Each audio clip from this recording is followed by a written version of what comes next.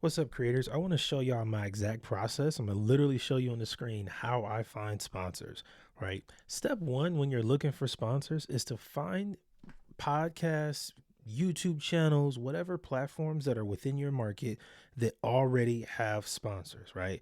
And so for me, I already know some of those. So I'm going to do this for my show. I'll just pull it up. Next Time Ready podcast. This is my show right here, right? This is the platform.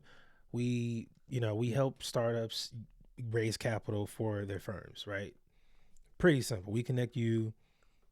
This is the show. We put out episodes with startup founders, investors, and startup specialists, like go to market experts, all of that stuff, right? You can see pretty solid website, all the episodes up here coming together real nice, look real good, right? This is important when you are trying to do outreach to have a nice website. See, this is very nice because it's also very different. When sponsors see stuff like this, it's a better look.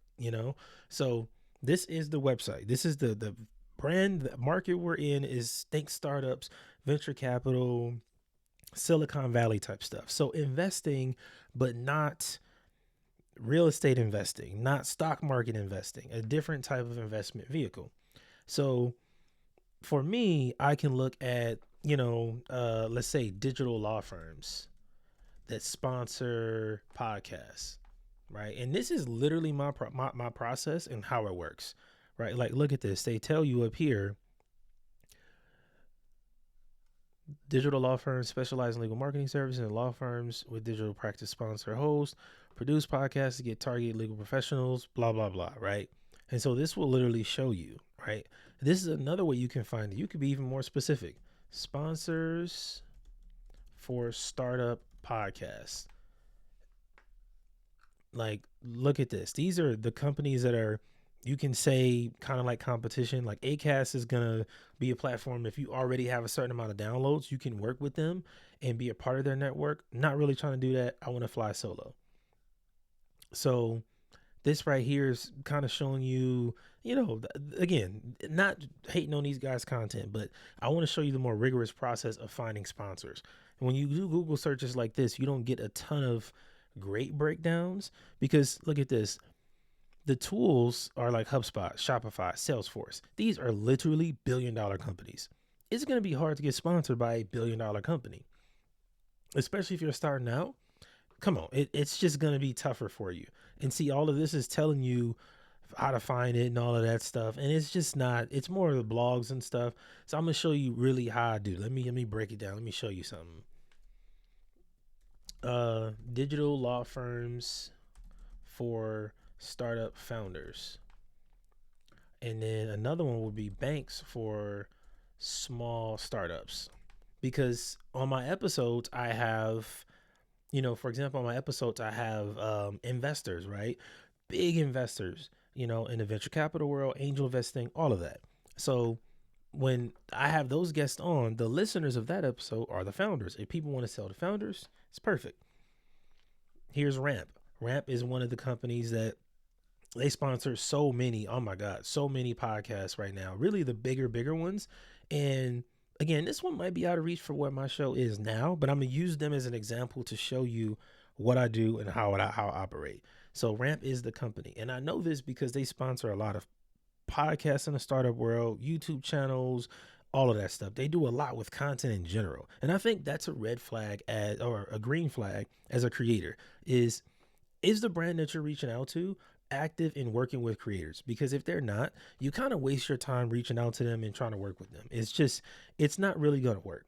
Like they put out a lot of content, a lot of content. So you can see they work with startups.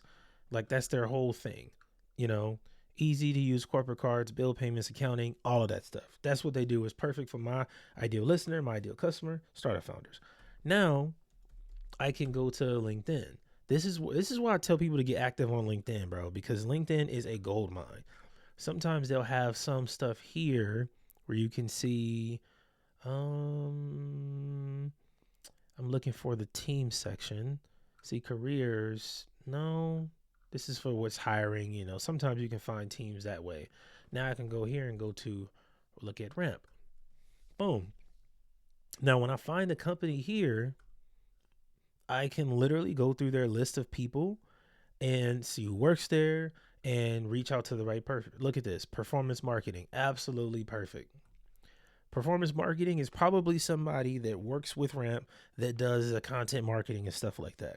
Before you just reach out and connect, before you jump the gun, you need to take your time and look at this person's post. This is so damn important because sometimes these people don't post anything. They aren't active on LinkedIn. So you just end up wasting your time. Like this person went from paid ads to paid ads manager. And like that means that they probably do advertising, which isn't bad, but this is like a third tier person. I'm looking for somebody that does not sales, not platform, partnerships. Look at that. Yeah, partnerships is it.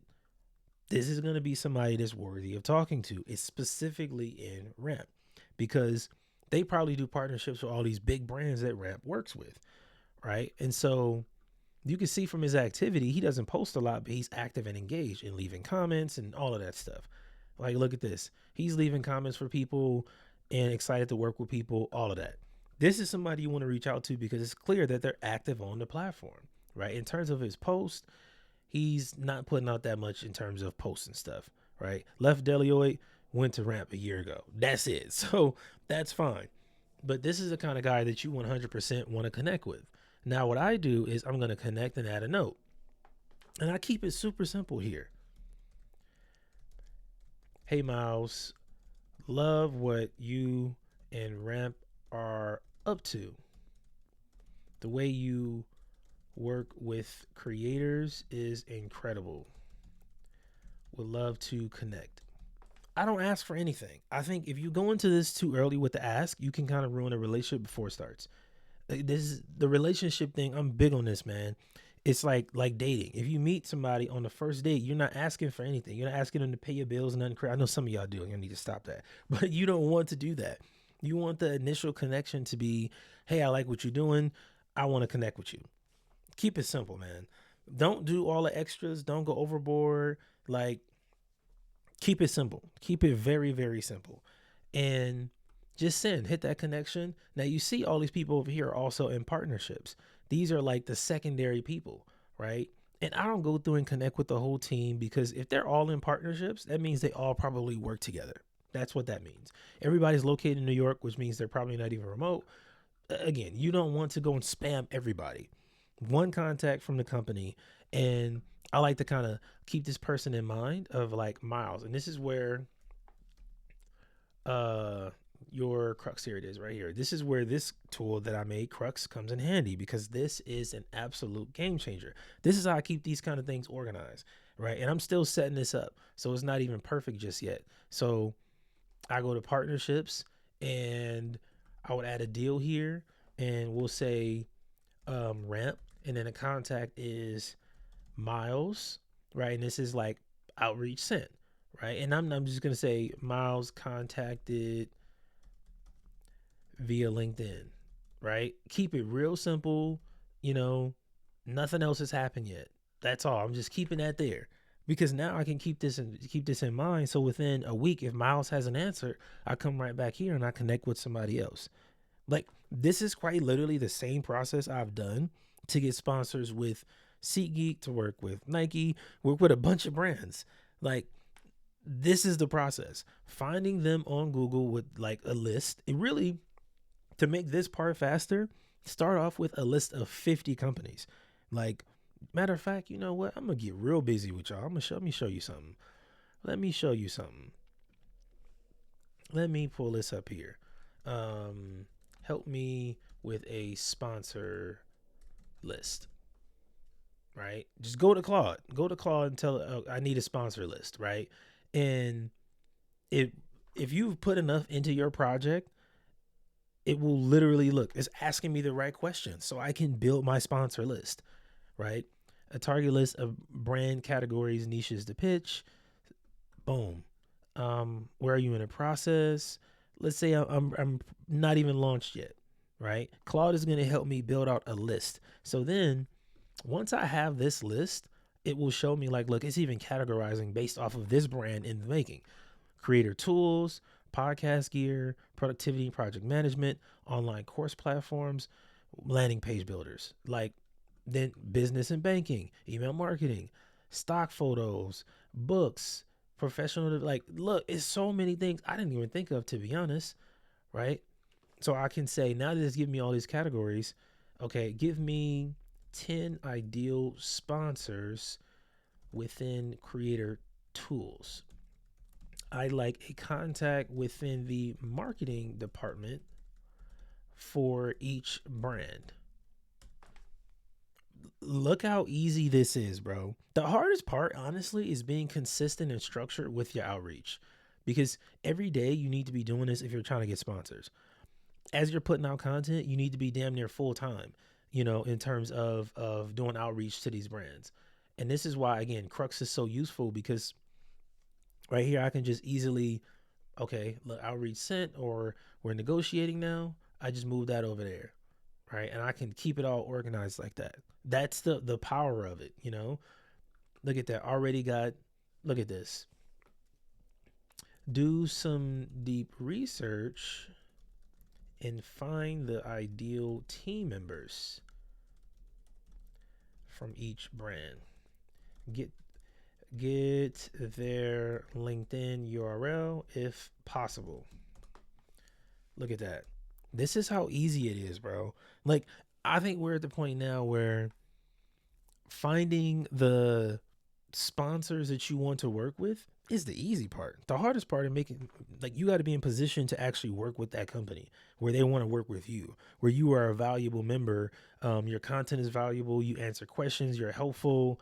All of that. Right? You see me, I'm a super Claude user, bro. Like, I'm locked in on this, and I'll let that work. And I can do another brand. So I did Ramp. Um, does Brex still? I don't think Brex is still. Brex is not active in that space as much as they used to be. Blue Vine. I don't know if I've heard of Blue Vine. Let me see.